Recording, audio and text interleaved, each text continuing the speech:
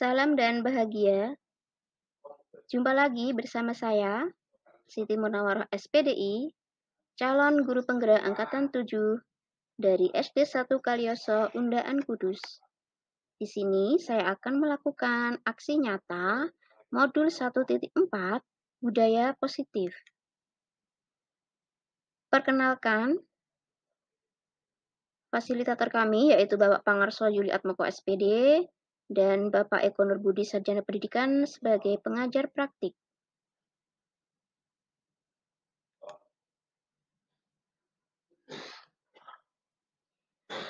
Rancangan tindakan untuk aksi nyata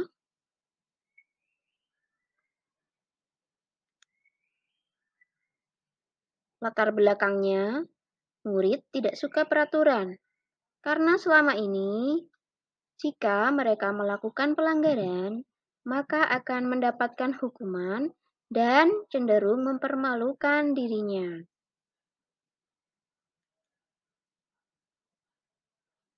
Tujuan aksi nyata diantaranya menciptakan murid yang merdeka dan disiplin diri yang kuat. Kemudian menumbuhkan budaya positif di sekolah dengan meyakini nilai-nilai kebajikan universal. Tolak ukurnya, terbentuknya keyakinan kelas melalui kegiatan kesepakatan kelas yang dilakukan wali kelas dan siswa. Kemudian, siswa mampu menerapkan dan menjalankan keyakinan kelas yang telah dibuat.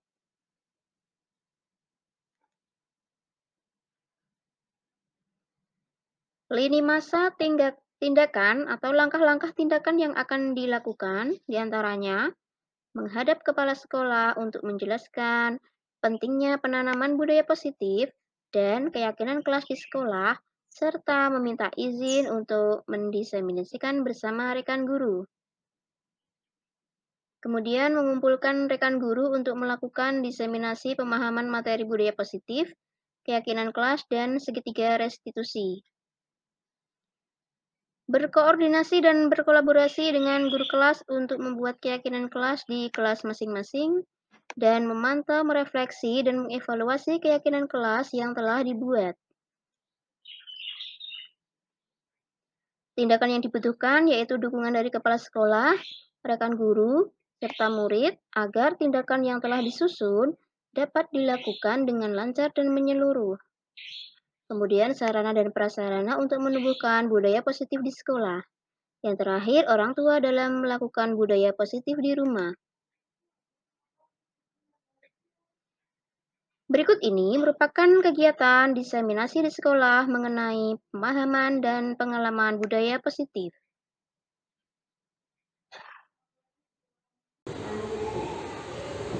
Assalamualaikum warahmatullahi wabarakatuh. Waalaikumsalam warahmatullahi wabarakatuh. Salam dan bahagia. Selamat pagi semuanya. Ya. Masih semangat ya? Ya. Kalau ada sapaan selamat pagi, dijawab pagi, pagi, pagi. Seperti itu ya. Selamat pagi semuanya. Pagi, pagi, pagi. Apa kabarnya? Baik. Alhamdulillah, tadi di depan sudah ada sapaan salam dan bahagia.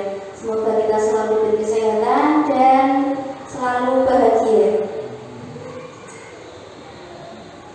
Alhamdulillahirobbilalamin wa bihi nasta'inu ala umuri dunya waddin wassalatu wassalamu ala asyrofil anbiya'i wal mursalin sayyidina wa maulana Muhammadin wa ala alihi wa sahbihi ajma'in, amma ba'du. Yang terhormat Bapak Kepala SD 1 Kalioso, Bapak Muhammad Arif Setiawan SPDSD. Yang kami hormati pula Bapak Ibu Guru SD 1 Kalioso, tak lupa anak-anakku semua yang kami sayangi dan kami banggakan. Pagi ini saya mengucapkan terima kasih sekali karena Bapak Ibu Guru dan anak-anakku semua bisa hadir di sini untuk mengikuti acara diseminasi budaya positif di SD 1 Kalioso. Sebelum diseminasi pagi ini kita mulai, kita awali dengan membaca basmalah bersama. Semoga acara ini bisa berjalan dengan lancar dari awal hingga akhir. Berdoa mulai. Bismillahirrahmanirrahim. Ya, terima kasih. Baik, kita akan mulai tentang budaya positif. Arti budaya. Nah, budaya itu berasal dari bahasa Sanskerta yang artinya budi atau akal. Berasal dari kata budaya yang artinya budi atau akal. Sedangkan dalam bahasa Inggris disebut culture atau color, yang artinya mengolah atau mengerjakan budaya yang merupakan pola atau cara hidup yang terus berkembang oleh sekelompok orang yang akan diturunkan pada generasi berikut. Itu arti budaya. Selanjutnya, ketika belakangnya ada embel-embel positif, diikuti kata positif ya, budaya positif. Maksudnya di sini adalah nilai-nilai atau keyakinan dan kebiasaan sekolah yang berpihak pada murid. Tentunya itu nanti harapannya dapat berkembang menjadi pribadi yang kritis, hormat dan juga bertanggung jawab.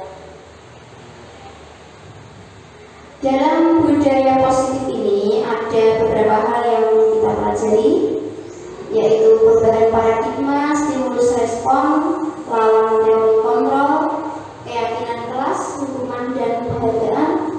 Monggo Bapak Kepala Sekolah SD 1 Kaliasa, Bapak Muhammad Arif Setiawan SPDSD. Kemudian 5 posisi kontrol, arti disiplin dan 3 motivasi perilaku manusia, 5 kebutuhan manusia dan segitiga restitusi. Next. Nah, untuk perubahan paradigma budaya positif menurut William Glasser dalam kontrol teori untuk meluruskan beberapa miskonsepsi tentang teori kontrol. Guru mengontrol murid, artinya bahwa semua penguatan positif, efektif dan bermanfaat. Kemudian ada ilusi bahwa kritik akan membuat orang merasa bersalah.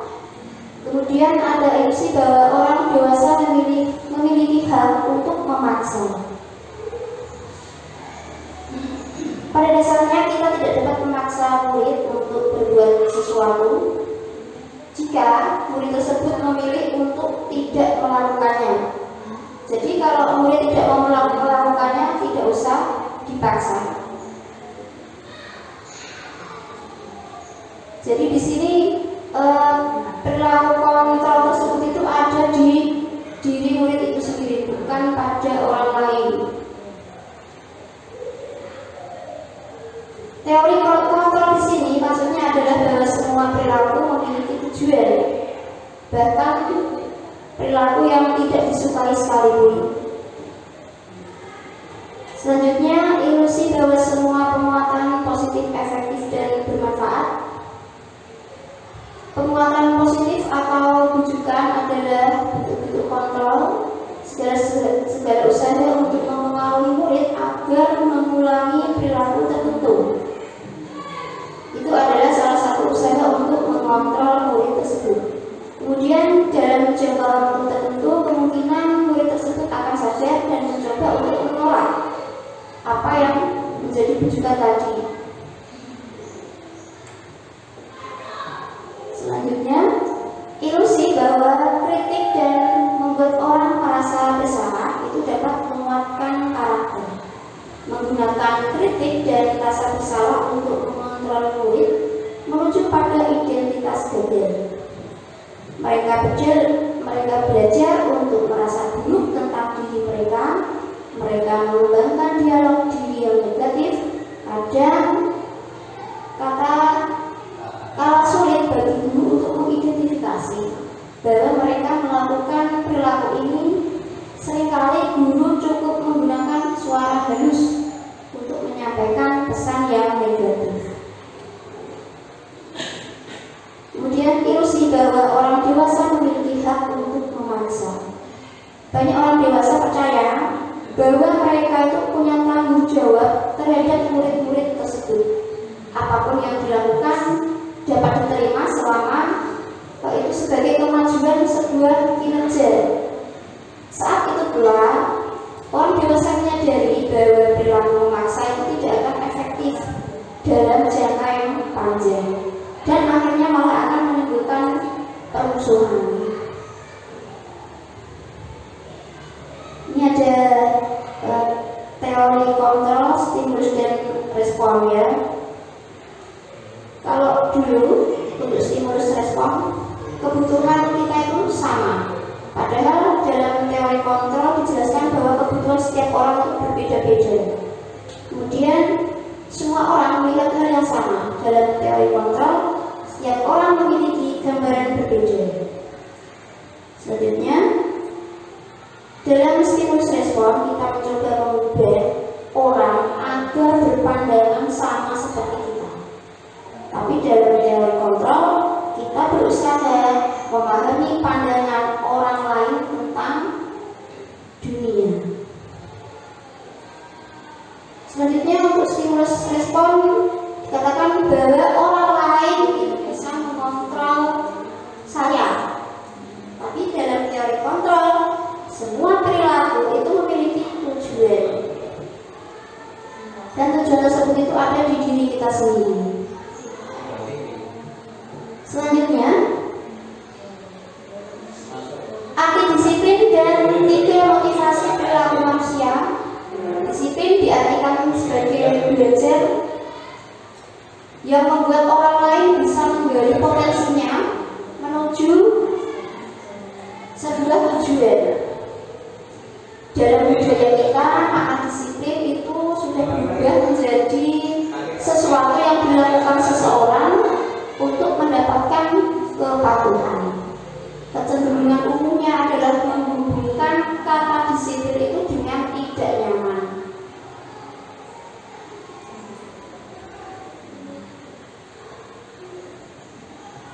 Mungkin ketika mendengar kata disiplin, yang di benak kita itu adalah kira-kira apa? Bapak Ibu guru atau anak-anak? Aturan ya. Ada yang namanya aturan, ada yang keyakinan. Kira-kira bedanya di mana?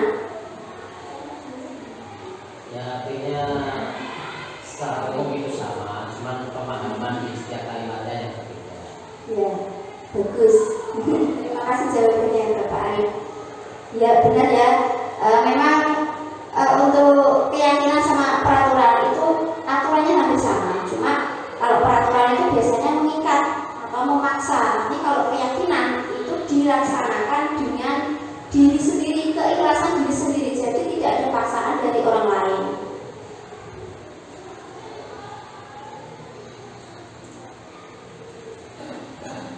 Kemudian 3 motivasi perilaku manusia. Yang pertama untuk menghindari ketidaknyamanan atau hukuman, kemudian untuk mendapatkan imbalan atau penghargaan dari orang lain, dan yang ketiga untuk menjadi orang yang mereka inginkan dan menghargai diri sendiri. Untuk menghindari ketidaknyamanan atau hukuman, nah ini adalah tingkat terendah dari motivasi perilaku manusia. Biasanya orang yang motivasi perilakunya untuk menghindari hukuman atau tidak nyaman itu akan bertanya, apa yang akan terjadi apabila saya tidak melakukannya? Sebenarnya mereka itu sedang berusaha menghindari permasalahan. Karena apa? Karena setiap orang itu punya kebutuhan sendiri-sendiri. Kemudian untuk mendapatkan imbalan atau penghargaan dari orang lain, ini adalah satu tingkat di atas motivasi yang pertama tadi. Kalau tadi itu yang terendah, di sini orang berperilaku untuk mendapatkan imbalan atau penghargaan dari orang lain. Orang dengan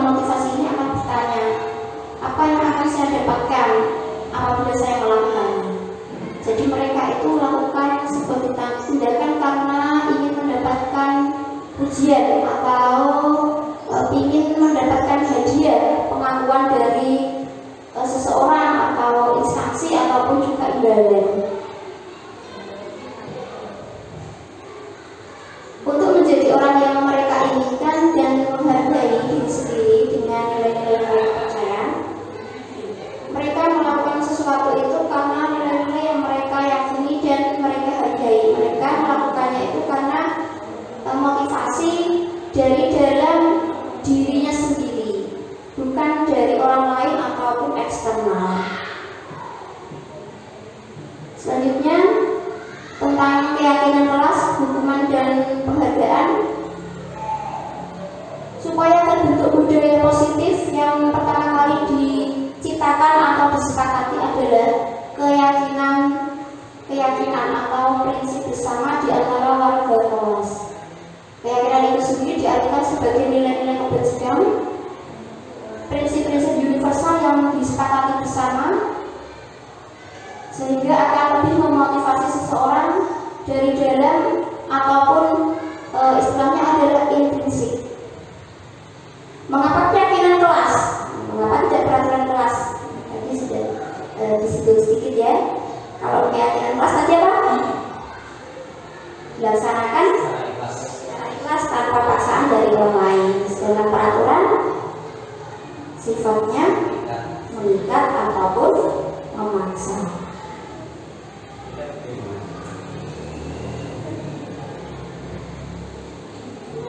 Suatu keyakinan akan lebih memotivasi seseorang dari dalam atau intrinsik. Seseorang akan lebih tergerak dan bersemangat untuk menjalankan keyakinannya daripada hanya sekedar mengikuti serangkaian peraturan.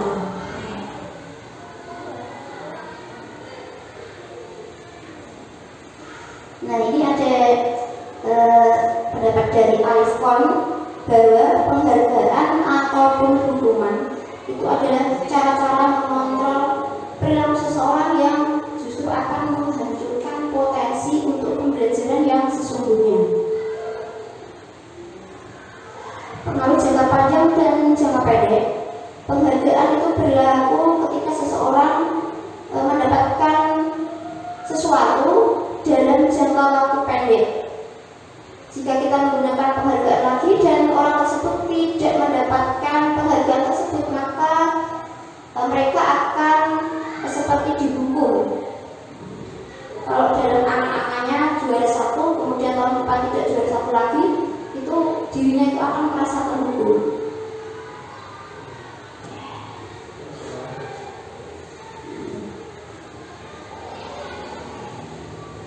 Sama ya. Pengaruh jangka panjang dan jangka pendek.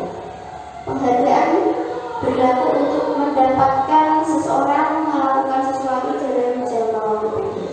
Jika kita menggunakan penghargaan lagi dan lagi, maka orang tersebut akan bergantung. Ini tuh seperti kalau kita terangkan ke anak-anak, kita ingin hadiah yang bisa menghafalkan surat Al-Fatihah, besok tak kasih hadiah jajan 1 kardus misalnya. Kemudian besoknya lagi ada iming-iming lagi, ternyata anak tersebut tidak mendapatkan. Nah, itu akan menjadi mereka itu seperti dihukum dalam teorinya tadi. Selanjutnya, penghargaan tidak efektif. Penghargaan itu dibuat harapannya untuk menarik atau supaya anak-anak bersemangat dan mencapai tujuan pembelajaran yang diinginkan. Tapi itu dikatakan tidak efektif. Karena apa? Karena kalau itu kita berikan secara terus-menerus, itu akan menjadi sebuah kecanduan.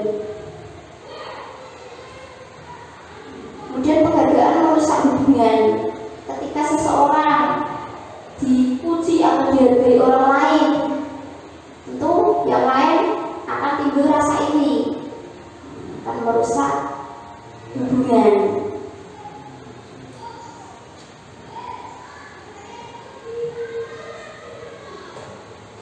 Selanjutnya, penghargaan mengurangi ketepatan. Anak-anak diminta untuk mengingat kata-kata tertentu, kemudian mereka diminta mengambil kartu yang berisi kata-kata yang diingat tersebut setiap kali muncul. Beberapa anak diberikan permen, setiap mereka memberikan jawaban yang benar, dan sebagian yang lain hanya diberitahu saja bila jawaban mereka benar.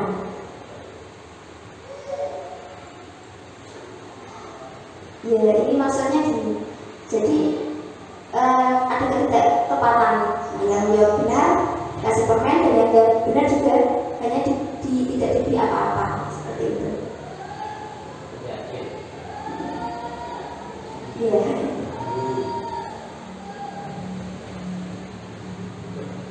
Penghargaan menghukum mereka yang tidak mendapatkan penghargaan, misalnya dalam sistem ranking, mereka mendapatkan ranking kedua misalnya, itu mereka juga akan merasa dihukum karena keduanya mencoba mengendalikan perilaku seseorang.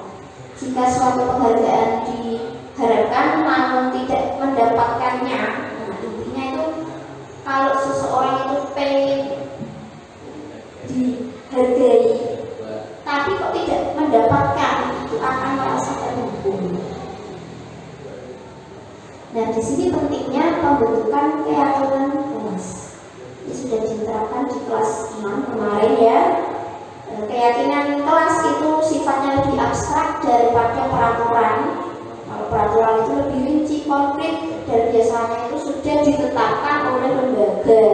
Tapi kalau keyakinan kelas itu sifatnya universal, dibuat sendiri dalam bentuk kalimat positif yang membuat ya anak-anak bersama guru kelas. Nah, ini tugas dari guru kelas atau guru apa juga bisa untuk membuat keyakinan kelas. Nah, di sini itu tujuannya anak-anak itu nanti bisa termotivasi untuk melaksanakan apa yang mereka yakini, bukan karena aturan atau tata tertib yang dibuat dari guru kelas. Nah, misalnya tata tertib yang ada di SD 1 Karyaso, berangkat sekolah tepat waktu misalnya ya. Nah, tapi karena itu peraturannya kok dari sekolah, seolah-olah kita itu merasa terikat, aku harus datang pukul 7 sebelum pukul 7. Nah, tapi kalau keyakinan itu dibuat sendiri di dalam kelas, mereka itu akan meyakini apa yang sudah mereka buat.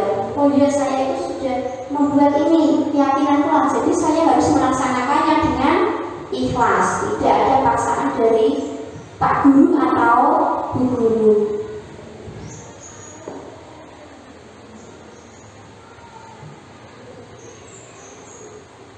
Untuk pembentukan keyakinan kelas itu yang sudah saya terapkan dengan menggunakan kertas post-it. Jadi setiap anak itu tak kasih kertas post-it yang warna-warni itu, silakan mereka untuk menulisnya sesuai dengan keinginannya, pengen seperti apakah pembelajaran yang mereka inginkan, keyakinan kelas seperti apakah yang mereka inginkan. Nah, itu ditulis sendiri oleh mereka, dan itu nantinya akan menjadi kesepakatan bersama.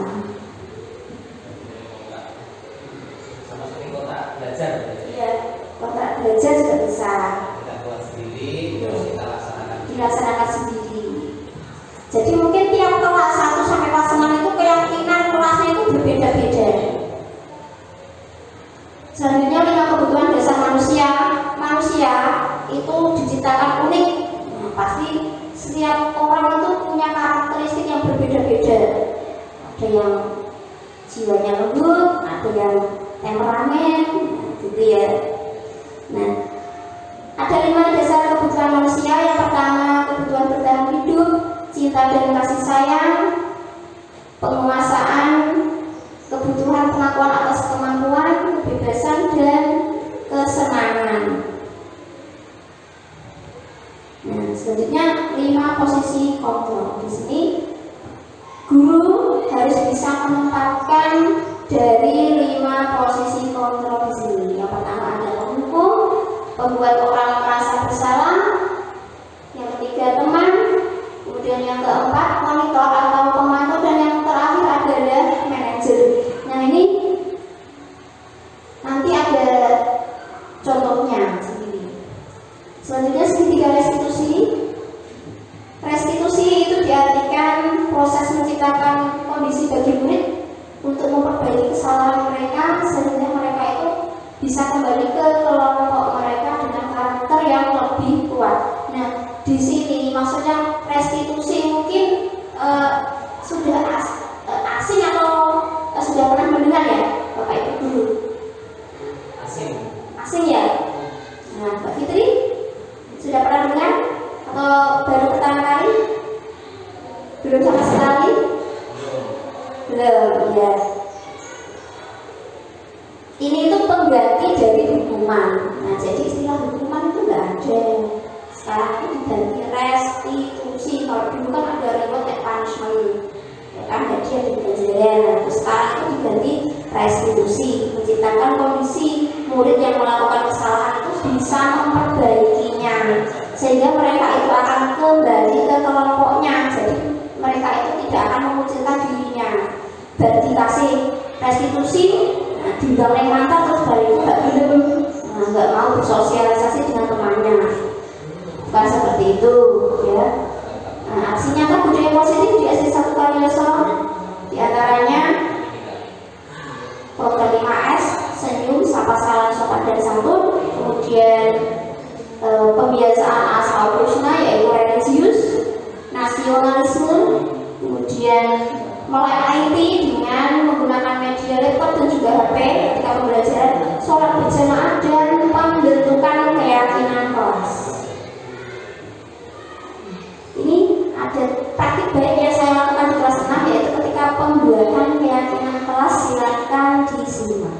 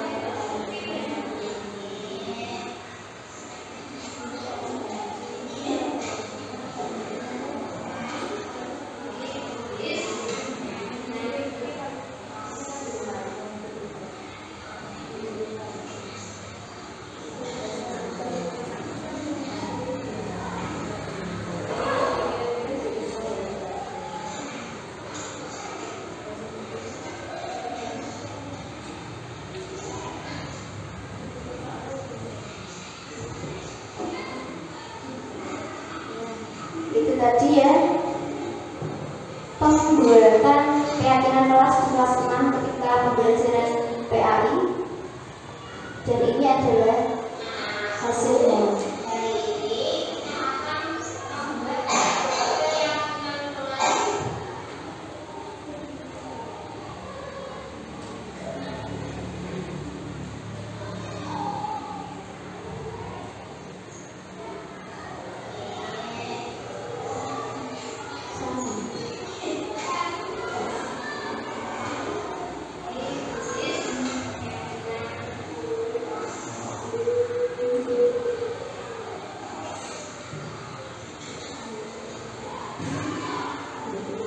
Lanjut ya, nanti ada fotonya, nanti bisa dilihat keyakinan kelas yang sudah dibuat anak-anak, ditempelkan di papan tulis. Bisa kalau masih nempel. Ini contoh kasus restitusi.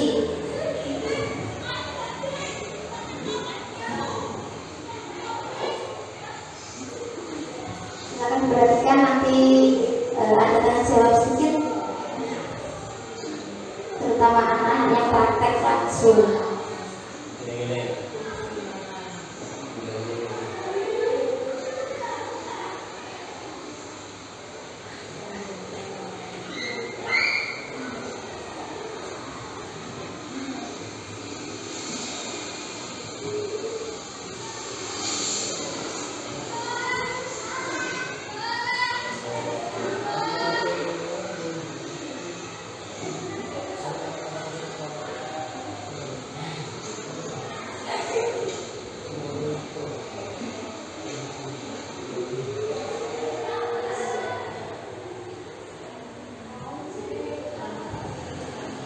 Cukup ya menonton videonya itu tadi yang praktek, hadir di sini langsung. Nah, kira-kira lihat tayangan tadi masih ingat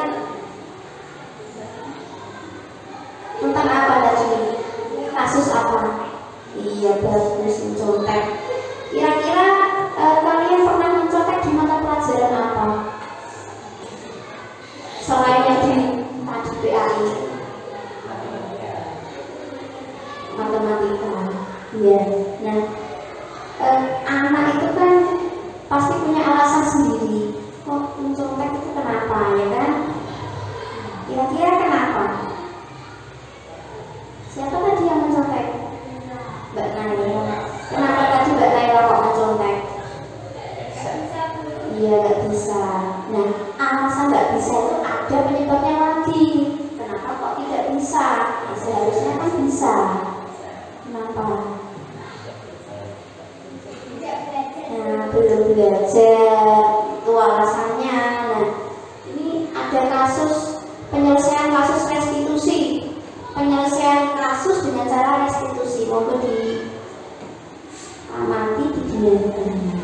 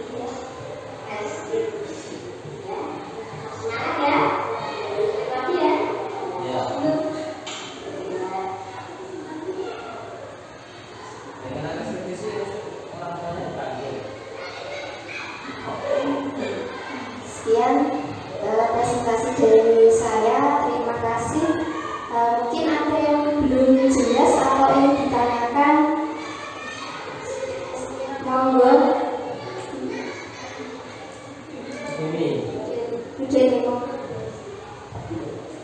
kasih untuk waktu dan kesempatan yang diberikan. Saya mau bertanya tentang 5 posisi kontrol tadi ini, tolong dijelaskan kembali.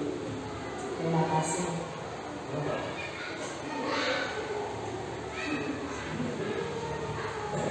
Ya, terima kasih atas pertanyaan dari Bu Deni ya.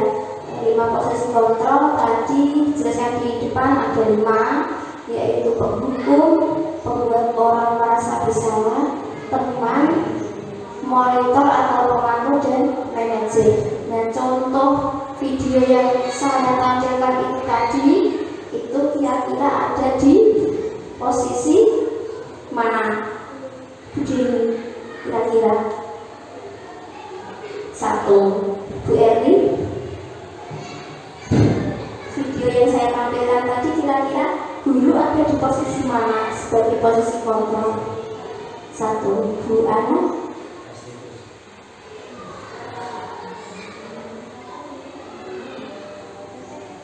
kira-kira 1 juga. Pak Aris ada di posisi mana tadi? Tadi penyelesaian kasus dengan restitusi itu kira-kira saya itu posisinya di penghukum, pembuat orang merasa bersalah, teman, pemantau atau manajer? Pemantau. Pak Sadar? Manajer. Iya. Pasti jawabannya salah satu ada yang benar dan tepat. Nah, dan jawaban yang tepat adalah manajer yang nomor 5. Nah, jadi guru di situ sebagai bisa dikatakan menyelesaikan permasalahan bersama antara murid dengan guru dan mencari solusi yang tepat. Nah, tadi kan Mbak Naila punya masalah, dia mencontek ketika mengerjakan tugas. Nah, di situ Mbak Naila dipanggil ke kantor dan ditanya memvalidasi validitas. Kira-kira yang dilakukan Mbak Naila tadi itu benar apa salah? Kemudian menanyakan kok bisa terjadi seperti itu, kenapa? Nah, sampai pada tahap akhir kembali ke keyakinan kelas. Nah, sudah dibuat kesepakatan bahwa keyakinan kelas di kelas 6 tidak boleh mencontek. Nah, itu posisi saya di nomor 5 sebagai manajer. Kalau sebagai penghukum itu contohnya, misalnya ada anak terlambat, kamu sing terlambat, ya keliling lapangan 7 kali dari sana. Itu sebagai penghukum dan biasanya nada suaranya itu tinggi. Kalau penghukum, kalau membuat orang merasa bersalah, itu menjudge. Kok kamu terus? Akhirnya apa? Anak itu merasa tidak nyaman. Nah, seharusnya sebagai guru ya harus bertanya, kok kamu setiap hari terlambat terus? Kenapa ditanya? Oh, mungkin membantu ibunya masak, ngantar ibunya berobat dulu atau gimana? Ditanya dulu, jangan langsung memberi hukuman. Kemudian sebagai teman, berarti kalau sebagai teman itu ya harus sebagai teman, seolah-olah dia ada di posisi temannya itu. Misalnya, kok saya mengajar di kelas 1, ada anak belum bisa membereskan alat tulisnya. Nah, itu ya nanti saya tanya, apakah di rumah belum terbiasa, tidak ada yang membantu, tidak ada yang memberi contoh. Kali ini ibu akan membantu membereskan ya, tapi lain kali dibereskan sendiri. Nah, itu sebagai teman. Kalau sebagai monitor atau pemantau itu ketika ada guru yang berhalangan.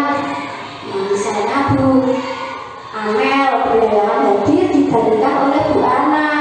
Nah, kemudian di kelasnya Bu Amel itu terjadi kasus seperti kemarin, ada anak kelas 5 melempar petasan di meja, tidak sengaja kena mata temannya. Nah, itu tidak pas pelajarannya Bu Ana sih, pelajaran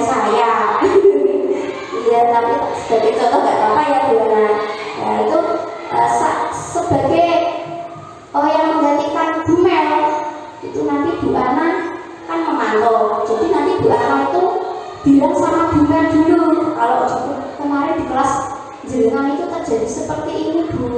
Nah, jadi sebagai pemantau. Kemudian nanti yang memanggil itu ya Bu Mel. Kita bilang sebagai pemantau atau pengawas. Kalau yang manajer tadi sudah ya. Kira-kira seperti itu Bu Jenny, bagaimana? Ya, alhamdulillah, terima kasih. Diseminasi untuk budaya positif di SD 1 Kalioso ini mudah-mudahan bermanfaat dan bisa dipraktekkan oleh guru-guru yang lain. Harapannya seperti itu. Terima kasih, sekian dari saya. Wassalamualaikum warahmatullahi wabarakatuh.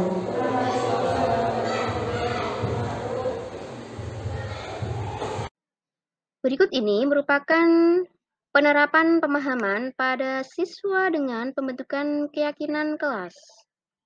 Anak-anakku, hari ini kita akan membuat keyakinan kelas untuk kelas 6 ya. Harapannya nanti kalian bisa mematuhi keyakinan yang telah kalian buat sendiri dengan motivasi dari dalam diri kalian sendiri. Jadi kalian itu tidak ada paksaan untuk melakukan itu. Kalian melakukan itu tidak karena disuruh ibu guru, tapi karena kamu ingin seperti apa yang kamu yakini, ya. Namanya keyakinan kelas. Ya, ini ibu ada kertas kecil yang nanti kalian bisa tulis keyakinan kelas yang ingin kalian terapkan itu apa saja. Nah, setiap orang ibu kasih satu, ya, silakan ditulis.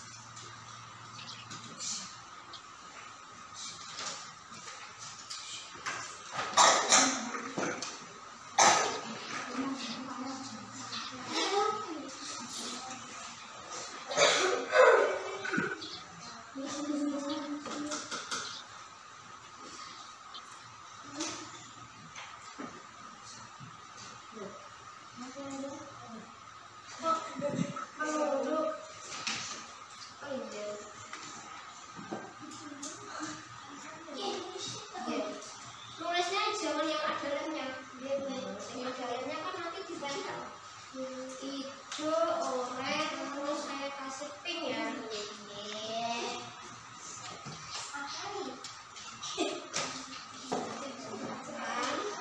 Ditulis keyakinan kelas.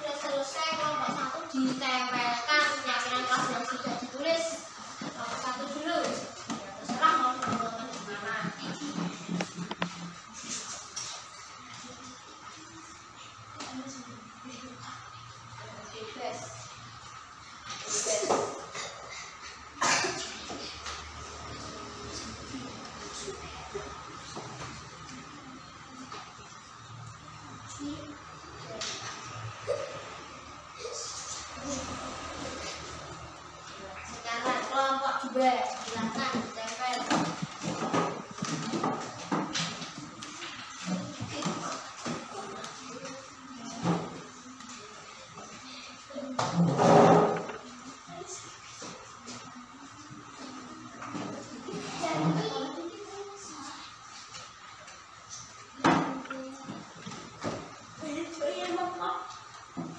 Oke, kelompok 3.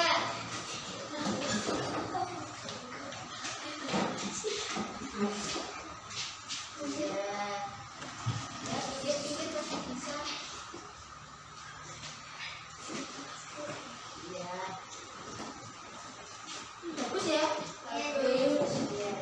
Yang bagus tulisannya apa biasanya? Biasanya. Nah, isinya bagaimana? Bagus apa tidak? Bagus. Nah, inilah yang dinamakan keyakinan kelas. Ya. Coba dibaca bersama-sama. Kelihatan nggak tulisannya? Kelihatan. Yuk. Menjaga kebersihan, tepat waktu, jujur, saling menghormati, disiplin, berbicara sopan, kalau keluar minta izin, makan minum sambil duduk, saling peduli, kalau bertanya tunjuk jari. Keyakinan kelas yang sudah kalian buat. Siap untuk melaksanakannya? Siap. Yakin untuk melaksanakannya ya? Yakin. Semangat. Semangat. Sip. Sudah selesai semua? Selanjutnya, untuk refleksi, pembuatan keyakinan kelas bersama dengan murid kelas 6 saya lakukan pada tanggal 17 Desember tahun 2022. Di sini murid-murid sangat antusias dalam membuat keyakinan kelas. Rencana perbaikan untuk implementasi ke depan selalu melakukan evaluasi secara berkala, terus meningkatkan koordinasi dengan semua pihak di lingkungan sekolah, terus meminimalisir kekurangan-kekurangan yang ada, terus meningkatkan ilmu pengetahuan yang berkaitan dengan budaya positif.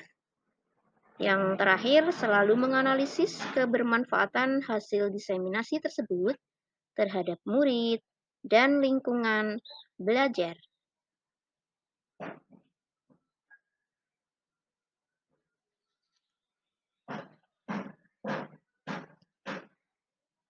Sekian diseminasi budaya positif dari saya.